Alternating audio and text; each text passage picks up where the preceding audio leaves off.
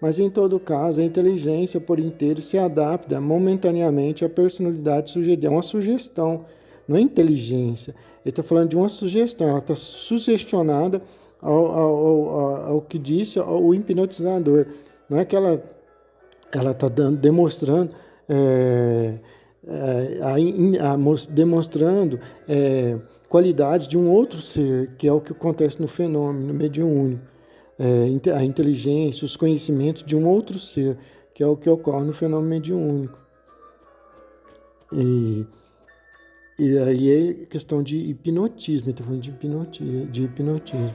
Que reste nela um bocado de sua personalidade anterior é mais do que possível, é certo, mas em todo caso, a inteligência por inteiro se adapta momentaneamente à personalidade sugerida, e isso com tem pessoas que são hipnotizáveis, nem toda pessoa é hipnotizável. Tanto que acontece muitas vezes do hipnotizador tentar hipnotizar a pessoa e a pessoa não ser hipnotizada. É só uma certa. Por exemplo, se pega 10 pessoas, ali 3 ou 4 serão, ou 5, ou até 6, serão. Ele conseguirá hipnotizá-las. A ponto de dar uma cebola para a pessoa e a pessoa falar que é uma maçã, a pessoa comer, mas não são todas que são hipnotizadas. Então se mostra que é algo orgânico. Agora, em relação à mediunidade, é bem diferente o fenômeno. Que reste nela um bocado, voltando aqui, você já li, tal. Por inteiro se adapta momentaneamente à personalidade sugerida, e isso com energia, uma tenacidade, uma perfeição e uma sinceridade que os mais hábeis cômicos seriam radicalmente incapazes de imitar. A presença com a nova personalidade é tal que a própria escrita se muda. Pode assim o magnetizador impor a Alice todas as personalidades que desejar. Ela obedecerá imediatamente a ele. Fará o papel de um general, de um garçom, de um pasteleiro, de uma dama ilustre ou de uma mulher de baixa classe. Tem-se a comédia que se deseja. A experiência pode ainda ser levada mais longe. Certos pacientes podem tomar a personalidade de animais. Digo ao meu excelente amigo H. Ferrari, hipnotizado por mim, que eu o havia mudado em papagaio. Porque se você está assim tão preocupado, pergunto-lhe. Responde-me, posso comer o milho que está na minha gaiola? A expressão na minha gaiola é típica, porque indica até que ponto havia transformado a sua personalidade em papagaio. Agora chego onde quero chegar. Não é motivo para causar admiração o fato de alguém supor ingenuamente que as mensagens espíriticas parecem provirem de uma personalidade real. Nada é mais simples para o espírito humano do que criar uma personificação. Que a formação dessa pessoa tenha sido provocada por uma sugestão estranha ou por, mas ele não está se atendo aí ao que passa, né? Ele não está se atendo à mensagem, ao teor da mensagem. Uma coisa é a pessoa ser sugerida a algo, outra coisa é ela trazer fatos que ocorreram na vida de uma outra pessoa. Isso é muito diferente. Como um médium que traz ali na carta ocorrências da vida da pessoa que está se dizendo ali, a pessoa que faleceu, que está ali como a outra personalidade, que traz ali, como eu disse, relações, coisas que ocorreram na relação entre a família ali, pai e mãe, por exemplo, vamos supor um jovem que faleceu. Ele, na carta que ele manda para os pais ali, ele fala muitas coisas que só ele e os pais sabiam. Coisas ali cotidianas, coisas até bobas ali que aconteceu entre a família. Quando ele era criança, até a mãe, aquele dia que eu queimei o dedo e tal, e a senhora me pegou no colo, são coisas que a mãe até às vezes já tinha esquecido. São detalhes assim, pequeninos detalhes assim, de ocorrências que ele traz na carta ali que nunca o médium poderia saber. Que, como eu disse, a mãe até já tinha esquecido. Quando ela lê a carta, ela lembra daquilo que o filho está passando, para mostrar que ele mesmo tá ali na mensagem ali. Nada é mais simples para o espírito humano do que criar uma personificação, que a formação dessa pessoa tenha sido provocada por uma sugestão estranha, ou por um acontecimento exterior qualquer, ou por uma autossugestão. O fenômeno é o mesmo, nada há de metapsíquico. A formação de uma pessoa fictícia pertence à psicologia normal. E então, todas as vezes que os fenômenos inconscientes se produzem, agrupam-se eles ao redor de uma personalidade que criam. Tenho-os comparado à cristalização de um sal em solução saturada. Os cristais vêm formar-se ao redor de tal ou tal centro. Da mesma forma, as lembranças e emoções vão encontrar-se em torno de tal ou tal personalidade inventada. É sobretudo pela escrita automática ou pelos movimentos da mesa, ou mais raramente pelas pancadas da mesa, que se manifestam as personalidades espiritoides. Algumas vezes se servem elas da voz do médium. A convicção é tão profunda, a comédia é tão perfeita, o inconsciente tão absoluto, que os assistentes, por sua vez, são enganados e não podem supor que todas essas atribuições psicológicas partam de um ser imaginário. Aqui está uma mulher que pega de um lápis e, sem nada querer, sem nada compreender, sem nada saber, escreve com uma rapidez febril páginas e mais páginas. A escrita vem a tornar-se inteiramente diferente da sua escrita normal. Durante 10 minutos, meia hora, às vezes por mais tempo, ela escreve sempre. As frases se sucedem intérminas. Quando uma folha está cheia, logo outra começa a ser escrita por um ser que, num abrir e fechar de olhos, a enche toda. Entretanto, a pessoa que escreve absolutamente nada sabe do que escreve. Pode, durante todo esse tempo, continuar a conversação com muita naturalidade, muito corretamente, com as pessoas que a cercam.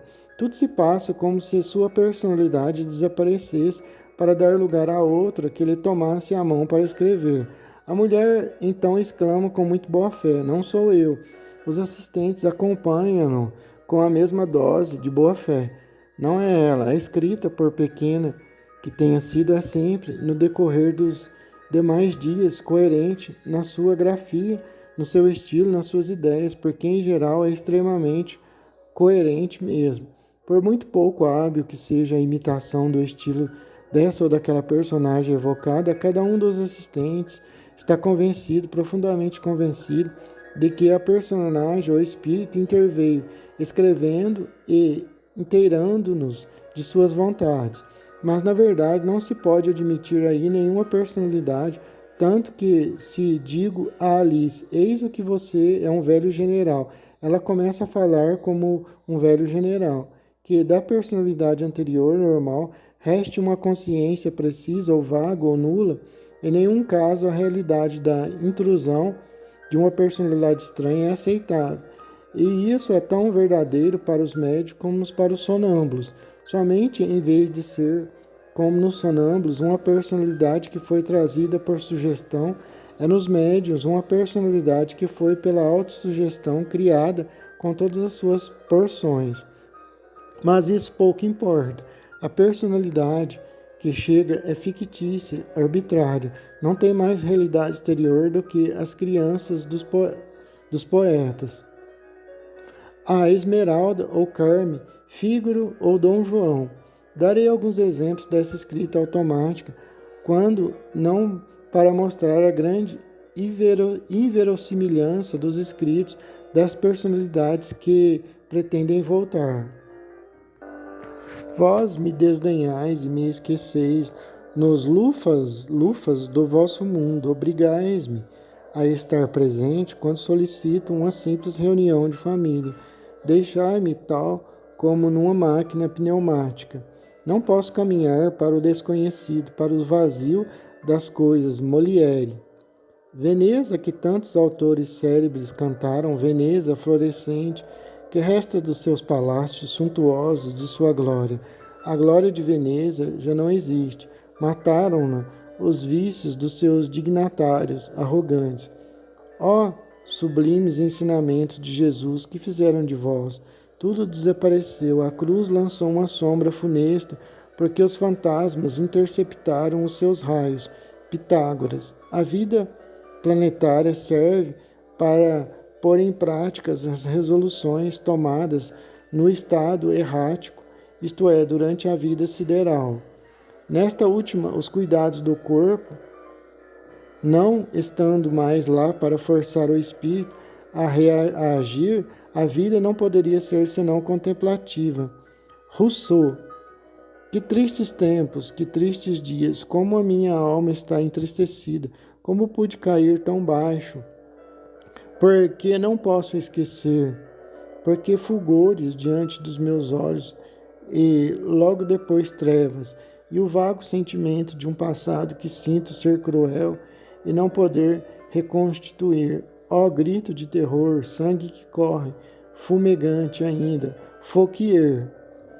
Sem dúvida, a expressão sangue fumegante ainda trouxe ao espírito da médium a lembrança da senhorita de Sobreuil, porque logo após ter sido dada a mensagem de Fouquier, a senhorita de Sobreuil chegou e lhe disse estas extraordinárias coisas. Amo Fouquier, amei-o desde o instante em que me salvou a vida. Vi-o belo, vi-o grande à sua maneira. Sim, amo, sofro tanto quanto exaltam a minha virtude, como quando o chamam monstro a ele que eu amo. Ah, o amor. Senhorita Sobreuil. Mas deixemos tais divagações. Elas se prestariam mais a fazer rir se não tivessem o que igualmente é para lamentar sido considerado por pessoas de caráter íntegro como documentos positivos. Realmente, não são mais do que manifestações da inteligência inconsciente dos médiuns, que muitas vezes está acima da mediocridade.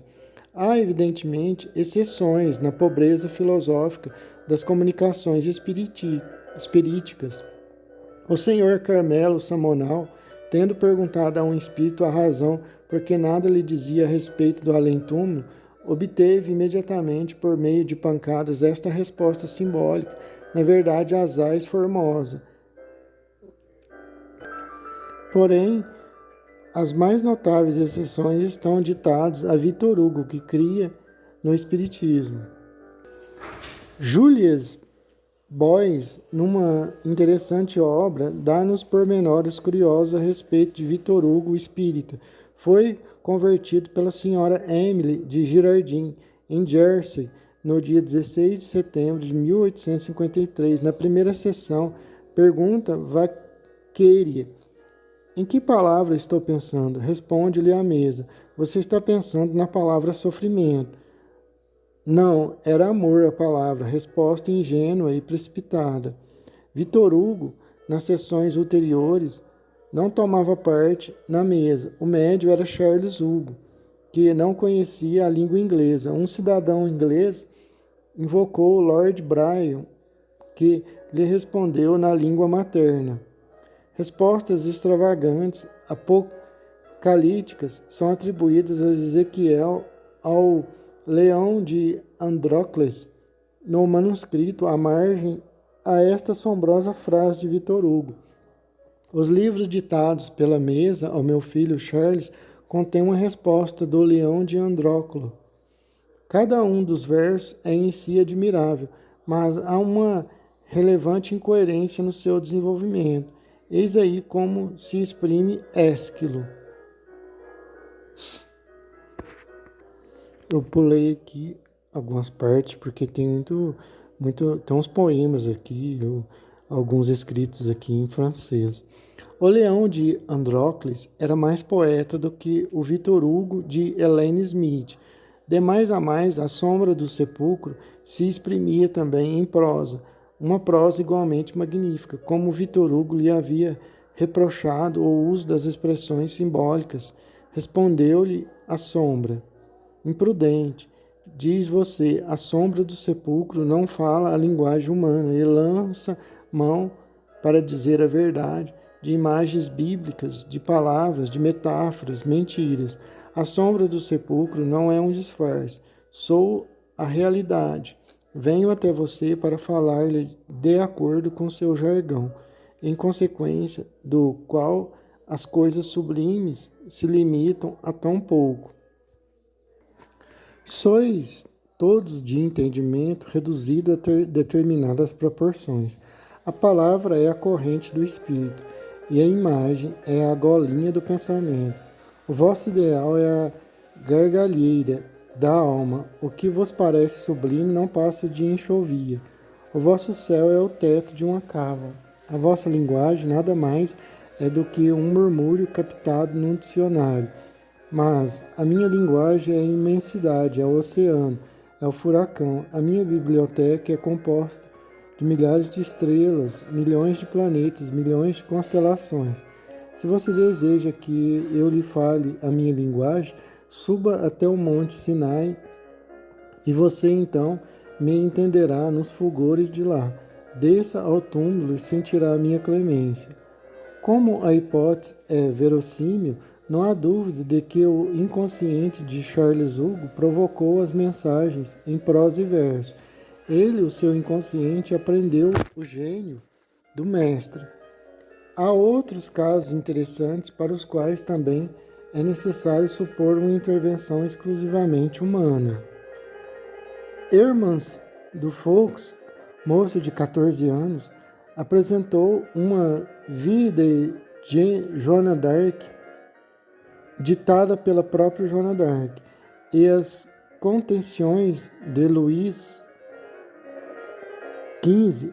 Allan Kardec se faz fiador da sinceridade dessa moça, tão logo ela afirma ter escrito os livros por inspiração, sem consultar os arquivos e documentos da história. 4 hipóteses que se apresentam. Uma fraude grosseira, simples, que consiste em ir procurar nas bibliotecas públicas ou nos livros de fácil consulta a documentação necessária. Dessa maneira pôde Mérimée escrever com brilhante talento, aliás, sem nenhuma pretensão espirítica, o Teatro de Clara Cazou. A hipótese é bem verossímil, todavia seria preciso uma astúcia, uma habilidade, uma trapaçaria de que a jovem talvez fosse incapaz, uma memória irrepreensível, com inconsciência parcial, que faz encontrar em Hermans, num dado momento, tudo aquilo que ela leu e entendeu. A sua inteligência inconsciente, mais ativa do que a sua inteligência consciente, apanha todos os pormenores lidos e entendidos para os classificar, condensar, verificar, atribuindo a chamada personalidade de Joana d'Arc e de Luís XV a lembrança de todas as suas leituras. Que poderíamos dizer e escrever se achássemos assim todos os vestígios de todas as nossas leituras? Com a idade até de 14 anos, pode a gente já ter lido muito. Hermans de Fox, falando como Joana d'Arc ou Luís XV, é mais ou menos como Ellen Smith, que muito sinceramente, com maravilhosa faculdade de adaptação, se julga ser tanto a rainha Maria Antonieta como Cagliostro.